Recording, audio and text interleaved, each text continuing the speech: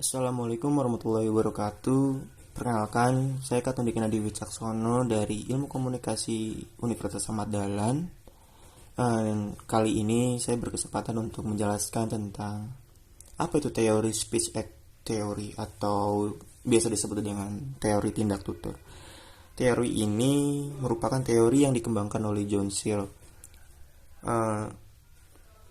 Teori ini membahas cara kita mencapai suatu apa yang ingin seseorang capai dengan menggunakan kata-kata, dengan mengidentifikasi apa yang diperlukan untuk membuat suatu pernyataan yang berhasil atau memiliki niat yang dipahami.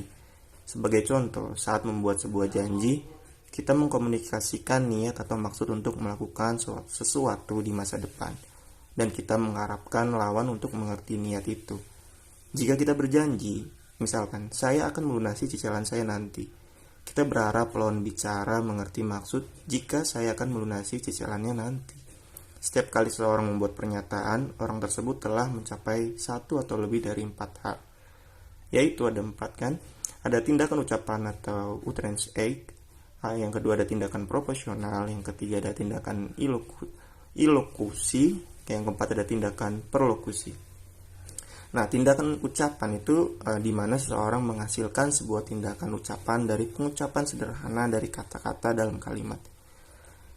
Yang kedua ada tindakan proporsional, di mana seseorang menegaskan sesuatu tentang pernyataan atau melakukan tindakan proposisional untuk meyakini sesuatu yang dianggap benar, atau seseorang sedang mencoba untuk membuat orang lain percaya bahwa itu benar.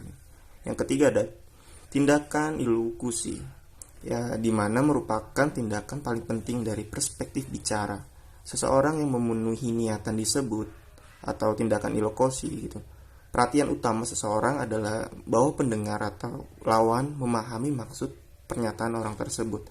Apakah sebuah janji, undangan atau permintaan. Yang keempat ada tindakan perlokusi, di mana tindakan yang dirancang untuk memiliki efek aktual pada perilaku orang lain. Perlokusi sendiri adalah suatu tindakan di mana pembicara mengharapkan pendengar tidak hanya untuk memahami niat, tetapi juga untuk menindaklanjuti. Jika kita berkata, saya haus gitu, atau saya lapar, dengan maksud agar adik kita atau kakak kita mengerti bahwa kita perlu minum atau makan gitu. Contohnya seperti itu, kayak kita telah melakukan suatu tindakan ilokusi. Contoh seperti itu. Terus Searle juga menguraikan jenis tindakan ilokusi menjadi 5. Ada yang pertama ada asertif, kedua direktif atau arahan, ketiga komisif, keempat ekspresif, dan kelima ada deklarasi. Mari kita jabarkan satu persatu. Dimulai dari asertif. Nah, asertif itu merupakan pernyataan yang mengikat pembicara untuk mengadvokasi kebenaran proposisi. Itu termasuk tindakan seperti menyatakan atau menegaskan, bisa jadi menyimpulkan atau dan percaya. Yang kedua ada direktif atau arahan. Nah, dalam ini ada seperti tindakan yang berusaha membuat pendengar untuk melakukan sesuatu seperti perintah, permintaan, pembelaan, doa, permohonan, undangan dan sebagainya. Yang ketiga ada komisif. Komisif ini merupakan komitmen pembicara ke sebuah tindakan di masa depan. Komitmen tersebut terdiri dari hal-hal seperti menjanjikan, bersumpah, berjanji, mengontrak, dan menjamin. Yang keempat ada ekspresif, di mana tindakan yang mengkomunikasikan beberapa aspek dari kondisi psikologis pembicara, seperti mengucapkan terima kasih, memberi selamat, meminta maaf, menghibur, atau menyambut. Yang terakhir ada deklarasi, tindakan untuk membuat proposisi yang sangat tegas untuk membuatnya demikian.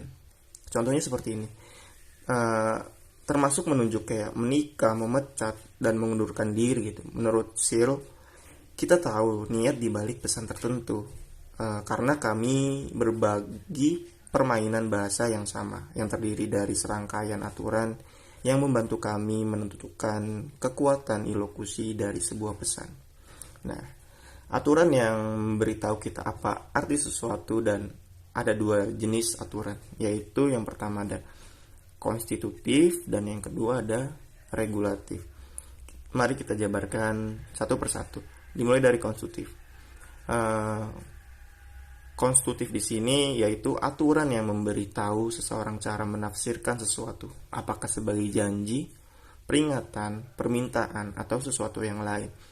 Aturan-aturan ini membentuk atau menciptakan bingkai di mana speech act terjadi. Dalam speech act, aturan konstitutif memberitahu seseorang apa yang harus ditafsirkan sebagai janji yang bertentangan dengan permintaan atau perintah. Yang kedua ada regulatif.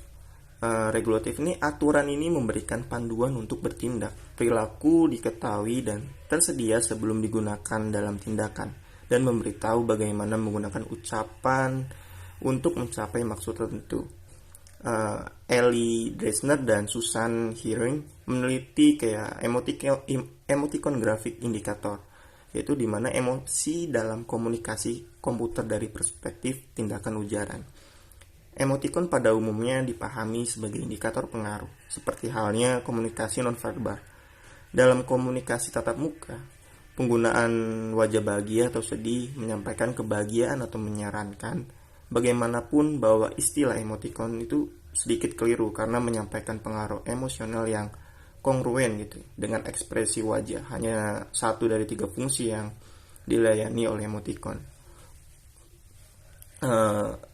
Lalu komentar saya terhadap teori ini, saya ingin mengomentari tentang teori kejujuran atau politensis teori, terutama tentang positif atau negatif face gitu. Pada teori ini saya sangat setuju bahwa kesopanan itu adalah budaya universal, karena setiap budaya pasti mengajari tentang kesopanan. Namun, karena setiap budaya mungkin memandang tingkat kesopanan yang berbeda-beda, mungkin setiap orang dari budaya yang berbeda-beda tersebut akan mengeluarkan positif face atau negatif pada tingkat-tingkat tertentu. Kalau dari pemahaman saya saat mereview teori ini, saya bisa memberikan contoh. Misal dari budaya yang lebih bebas akan merasa terkekang atau terbatas saat berada di daerah yang berbudaya kesopanannya lebih ketat dan selalu menjunjung tinggi sesuatu. Mungkin dalam artian ini seperti budaya barat dan timur. Saya juga ingin tahu gitu, apakah FTA tersebut berlaku sama di semua budaya atau tetap berbeda-beda seperti pemahaman yang saya dapatkan. Ya, menurut saya sih seperti itu. Bagaimana tentang penjelasan tentang speech act teori. Kurang lebihnya saya minta maaf apabila ada salah-salah kata ataupun cara penyampaian saya tidak terlalu bagus ya. Namanya juga masih belajar. Tolong dimaafkan atau dimaklumi. Sekian dan terima kasih. Apabila video ini yang saya buat bermanfaat, bisa tinggalkan komentar di bawah dan jangan lupa like-nya juga. Wabillahi taufiq wal hidayah. Wassalamualaikum warahmatullahi wabarakatuh.